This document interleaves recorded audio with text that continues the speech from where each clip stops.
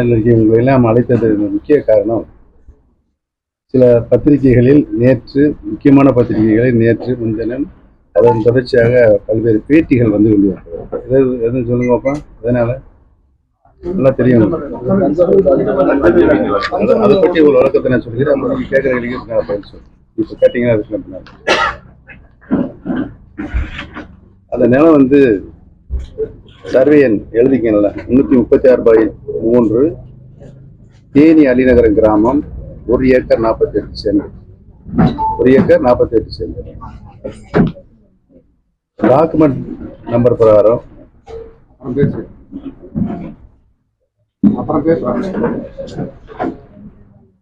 24/73/1963 பாகப்பிரிவினை பத்திரப்படி PS Jayalakshmi அம்மாள் அவர்களுக்கு பாத்தியமாக document அவங்களுடைய பின்னால் சொல்றேன், அவங்களுடைய பெண் வாரிசாக அவருக்கு அந்த நிலம் வந்து சேருகிறது. 2வது டாக்குமெண்ட்ல வந்து 1970 பாகப்பிரிவினை பத்திரப்படி PS இந்த ஏற்கனவே ஜெயலட்சுமி அம்மாளுக்கு வந்திருக்க அந்த நிலம் அவருடைய மகன் S ராஜகோபாலுக்கு பாத்தியமாக இருக்கு.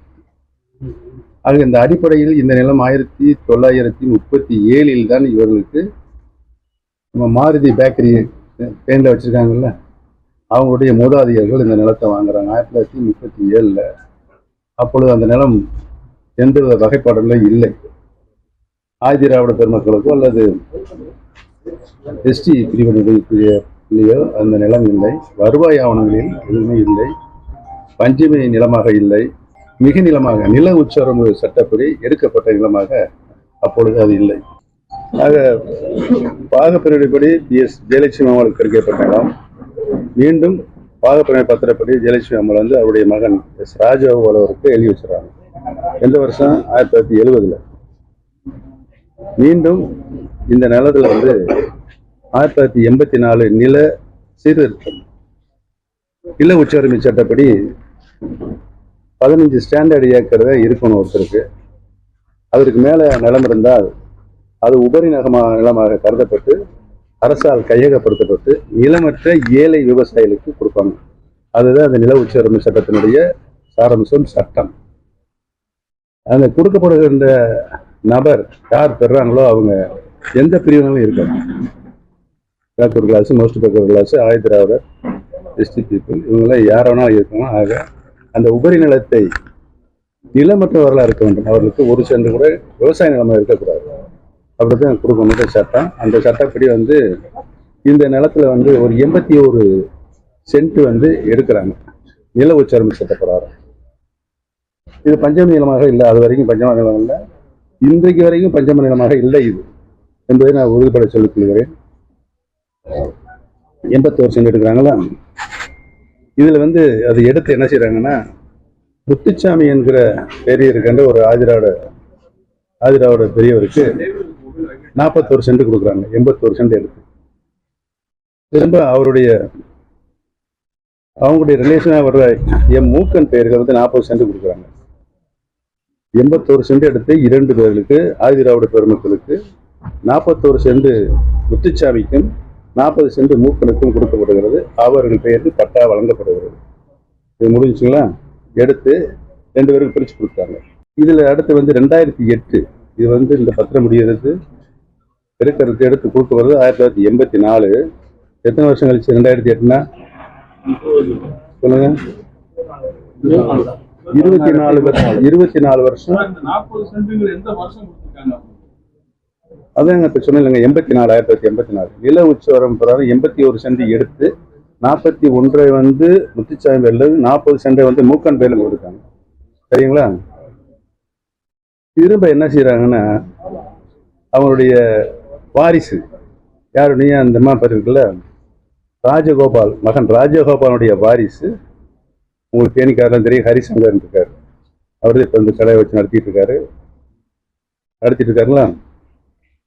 அவருக்கு வந்து இடையே பரிவர்த்தனை பண்றாங்க. யாருக்கு? இந்த 81 சென்ட் கொடுத்தாங்களா அவருக்கும் இந்த ஹரிசங்கருக்கு அந்த ஒரிஜினல் பாக்கி நிலம் இருக்குல்ல, அவர் பேர்ல இருக்கு, ஒரு பேர்ல வந்துருக்கு, ஹரிச அடிப்படையில் பரிவர்த்தனை பண்றாங்க.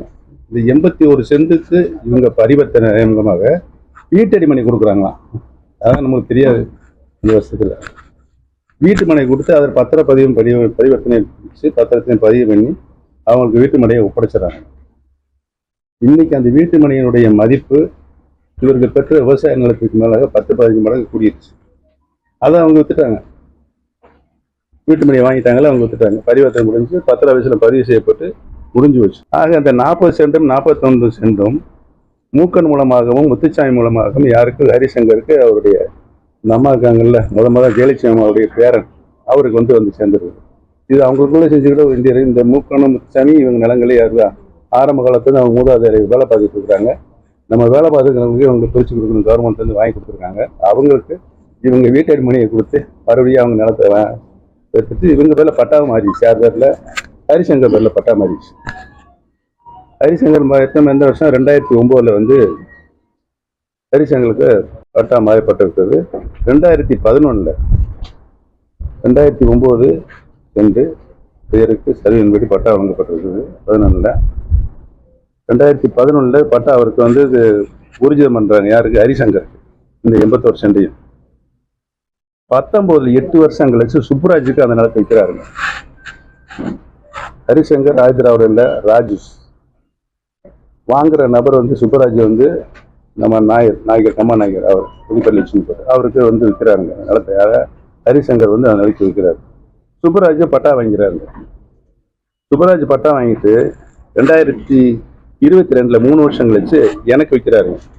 சுப்பராஜ் வந்து கம்மா நாயக்கர், நான் வந்து உங்களுக்கு எல்லாத்துக்கும் தெரியும், சொல்ல தேவையில்லை. அவரும் ஆதிராவிட இல்லை, நானும் ஆதிராவிட இல்லை.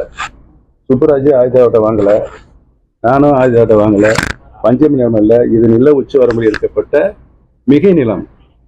15 ஸ்டாண்டர்டுக்கு மேற்பட்ட மிக நிலத்தை அரசை எடுத்து ஜியோ போட்டு நிலமற்ற ஏழை விவசாயிகளுக்கு வழங்கப்பட்ட இடம். முடிஞ்சு வச்சுக்கோ, நான் வாங்கிடுறீங்க. 2022 இந்த 22 நான் வாங்கினோன்னே இது வந்து சீலிங்கில் கட்டுப்பட்டனா இந்த மாதிரி பல பரிவர்த்தனைலாம் அவங்களுக்கும் நடந்திருக்குது. இது ஏன் நம்ம நிலைமைக்கு நம்ம போய் உள்ள போய் நுழைஞ்சிருக்கோம் அப்படின்னு சொல்லிட்டு எனக்கு தெரிய வந்தோன்னா நான் உடனே மறுபடியும் நான் யார்கிட்ட விலைக்கு வாங்கினா அவர்கிட்ட கொடுத்துட்டேங்க. உடனே கொடுத்துட்டேன், மாற்றிட்டேன். யாருங்க? 2024 7ஆம் மாதம். இருங்க நான் சொல்லிடுறேன், முடிச்சுட்டேன். 22 வந்து சுப்பராஜ் வந்து எனக்கு எழுதி கொடுக்குறாரு. 22 12 டிசம்பர் மாதம் 7ஆவது மாதம் 7 மாதம் கழிச்சு இந்த பிரச்சனை என் கவனத்துக்கு வந்தோடனே சுப்பராஜ் என்ன இந்த மாதிரி பிரச்சனை இருக்குன்னு, ஆமாம் இந்த மாதிரி பிரச்சனை இருக்குது, என்கொயரி இருக்குது. அது ஹரிசங்கர் நம்மளுக்கு அது பிரச்சனை இல்லை, எனக்கு எந்த நோட்டீஸும் இல்லை, ஹரிசங்கருக்கு வந்துருக்குது. அவரையும் போய் அங்கே போய் ஆணையத்தில் வந்து பதிவு சொல்லிருக்கு. ஏன்னா அவங்க வந்து அந்த மிக நிலமாக இருந்தாலும் ஆயுதராவலுக்கு கொடுக்கப்பட்ட நிலமாக இருப்பதனால் அவர் வந்து அவர் போய் மனு கொடுக்குறாரு. யார்? அவங்க பேரைங்க இன்றைக்கு இருக்கு. அவங்க பேரைங்க வந்து மனு கொடுத்து எங்கள் தாத்தா அந்த மாதிரிலாம் வாங்கினாங்க, செஞ்சாங்க, வச்சாங்க, எங்களுக்கு அந்த நிலம் வேணும் எங்களுக்கு அப்படின்னு சொல்லி மனு கொடுத்து அந்த விசாரணை பண்ணிட்டு இருக்கிறாங்க. இவர் இன்னைக்கு விசாரிக்கும் பிறகு இவர் அங்கேதான் இருக்கார் இப்போ ஆணையத்தில். இதுவரையும் எந்த உத்தரவும் வழங்கப்படவில்லை. பேப்பரில் வந்துச்சுல, 2 ஜட்ஜு வந்து ஆணையத்தினுடைய நீதிபதிகள் வழங்கியிருக்கிறாங்க, பட்டாவை கேன்சல் பண்ணியிருக்காங்கன்னு வந்துச்சு. என் பேர்லேயே இல்லைப்பா அந்த நிலம். நான் எனக்கு இந்த நிலவரம் தெரிஞ்ச உடனே நான் அவங்களுக்கு திரும்ப அந்த 81 சென்டையும் நான் எழுதி கொடுத்தேன். யாருக்கு? சுப்பராஜிட்ட நான் வாங்கும்போது எழுதிச்சு, அதை எழுதி கொடுத்தேன். இதுதான் உண்மை நிலை. இந்த உண்மை நிலையை தெரிஞ்சுக்காம பத்திரிகைகள் செய்தி, தவறான செய்திகள் பதியப்பட்டிருக்கிறது என்பதைத்தான் இன்றைக்கு உங்களிடம் விளக்க வேண்டிய ஒரு கட்டாய சூழ்நிலை எனக்கு ஏற்பட்டது. அதோடு மட்டுமில்லாமல் அருமை அண்ணன் பாலகிருஷ்ணன் அவர்கள், இந்திய கம்யூனிஸ்ட் மார்க்சிஸ்ட் முன்னாள் தலைவர் அவர்கள் பேட்டியும் கொடுத்துருக்காரு. அவங்களாம் ஒரு கம்யூனிஸ்டுகள் ஆதாரத்தோடு தான் பேசுவாங்க. எந்தவித ஆதாரமும் வருவாய் அவர்களும் கேட்டு விளக்கம் பெறாமல் அவர் இந்த குற்றச்சாட்டை வைத்திருக்கிறார். அது தவறானது என்பதை நான் சுட்டிக்காட்ட கடமைப்பட்டிருக்கேன். பஞ்சமயம் அடிப்படையில் பஞ்சமயம் இருக்கணும். கவர்மெண்ட் டிக்ளேர் பண்ணிருக்கணும். கவர்மெண்ட் அந்த நிலத்தை எடுக்கும் போதே அது பஞ்சமி நிலம் இந்த வகைப்பாடுக்குள்ள கொண்டு போயிட்டு அந்த பஞ்சமி நிலத்தை ஆயுதங்களுக்கு மட்டுமே வாங்கணும். அது வந்து நிலமற்ற விலை வாங்க முடியாது. மிக நிலத்தை இருக்கிறாங்கல்ல, சீலிங்க்கு மேல இருக்குங்களா, அதை வந்து யாருக்கும் வாங்க. அவங்க இளமற்ற ஏழை விவசாயம் இருக்குங்க. ஆமா, இந்த வகைப்பாடு தனி, அந்த வகைப்பாடு தனி. நான் தான் சொல்றேன்ல, மிகை நிலமாக இருப்பதை யாருக்கு வேணாலும் கொடுக்கலாம். இல்லை ஒரு சீலிங் வைப்பாங்க. 15 வருஷம் 20 வருஷம் 25 வருஷம் 30 வருஷம் முதல்ல 15 வருஷம் வச்சிருந்தாங்க, இப்போ 30 வருஷம் வச்சிருக்காங்க. நான் ரெவன்யூ மினிஸ்டர் வருவாய்த்துறை அமைச்சர்னா எனக்கு நல்லாவே தெரியும். எனக்கு தெரிந்திருந்தால் எனக்கு பஞ்சமி நிலமாக அது இல்லை, தேவையில்லை. எனக்கு ஏதாவது நோட்டீஸ் வந்தது தேவையே இல்லை எனக்கு. அதனால உங்கள்கிட்ட வழக்கம் சொல்றேன். நான் எதுக்கு போய் ஆணையத்தில் போய் நிற்கணும்? யாருங்க இப்ப அவரு அங்க இருக்காரு? யாரு? எனக்கு ஒருத்தவர் சுப்ராஜ் ஹரிசங்கருக்கு நோட்டீஸ் வந்து அவர் தான் போய் ஆணையத்துல பேசிட்டு இருக்காரு, டிஸ்கஷன்ல இருக்கு. அவர் வைக்கல வச்சு அங்க வாதாடிக்கிட்டு இருக்காரு. எனக்கு நாங்கள் திரும்ப அந்த நிலத்தை பெறப்பட்டதற்கு பதிலாக பரிவர்த்தனையாக வீட்டு மனையை நாங்கள் வழங்கியிருக்கிறோம். அதை ஏற்றுக்கொண்டு பத்திர ஆபீஸ்ல பதிவு செய்திருக்காங்க. அவர் சொல்லி அதை வாதாடிக்கிட்டு இருக்காரு. கூடுதல் வேலை வைப்பாது. இப்பெல்லாம் அதே போச்சு. தேனியில உங்களுக்கு நிலம் என்ன தெரியுங்களா? எவ்வளவு வருஷம் இல்லைங்க. அந்த கான்செப்டுக்கு போக தேவையில்லை. நான் எனக்கு நிலம் வந்து இந்த நிலம் மிகநில வந்து இந்த டிஸ்பியூட்ல வந்து அவர் ஹரி பிரசாத் போயிருக்காருன்னு தெரிஞ்சு எதுக்கு சுப்ராஜ் இந்த மாதிரி தான் எனக்கு அவருக்கு எழுதி கொடுத்தேன். வாங்கி நான் யார்கிட்ட வாங்கினோ அவர்கிட்ட திரும்ப எழுதி கொடுத்தேன். இன்னைக்கு அவர் கஷ்டம் இருக்காரு, அவர் பார்த்துக்கணும்னு சொல்லிட்டு அவருக்கு இந்த வரைக்கும் நோட்டீஸ் வரல. குற்றம் இருக்கா? ஆதிதிராவிடனால மாவட்ட ஆட்சியில போயிருப்பாங்க, நிவாரணம் கிடைக்காதனால அவங்க ஆதிதிராவிடனால அந்த எஸ்சி ஆணையத்துக்கு போயிருப்பாங்க. இது நியாயமா தானே சார் இருக்கு? இது நியாயமா தான் இருக்கு. அவங்க வந்து அந்த ஆதிதிராவிட பெருமக்கள் போனது நியாயமான கருத்தாக வைத்துக் கொண்டாலும் பூர்வீக நிலம் இருக்குல்ல யார்கிட்ட அவங்களும் போயிருக்காங்க, அங்க போயிருக்காங்க. அதை நீதிபதி தான் பதில் சொல்லணும். நம்ம 2 பேரும் இங்க விவாதம் பண்ண முடியாது. என் மேல் எது குற்றம் இருக்காதுல? அந்த நிலைமை என்னிடம் இப்ப இல்லை. நான் திரும்ப கொடுத்து விட்டேன். 7 மாசம் 8 மாசம் கவனம் எங்க வந்திருக்கிறாங்க. இருக்கு இல்ல இது குறித்து உங்களுக்கு தெரியும். சிக்கந்தேனி பத்தி உங்களுக்கு நல்லா தெரியும். ஏதாவது விமர்சனம் என்னிடம் வந்தால் இந்த விமர்சனம் பல்வேறு கருத்துக்கள் எந்தெந்த வகையிலிருந்து வருகிறது அதுக்கெல்லாம் சேர்த்து பதில் சொல்லணும் தான் நான் வந்து பொறுமையா அந்த ஒரு நாள் பொறுமையா இருக்கக்கூடாதா? இதுல என் மீது குற்றம் இருக்கா? இது சம்பந்தப்பட்ட பத்திரிகைகள் நேற்று எழுதினார்கள் என்னை பற்றி, அது திரும்ப போடுவீங்களா? சொல்லுங்க.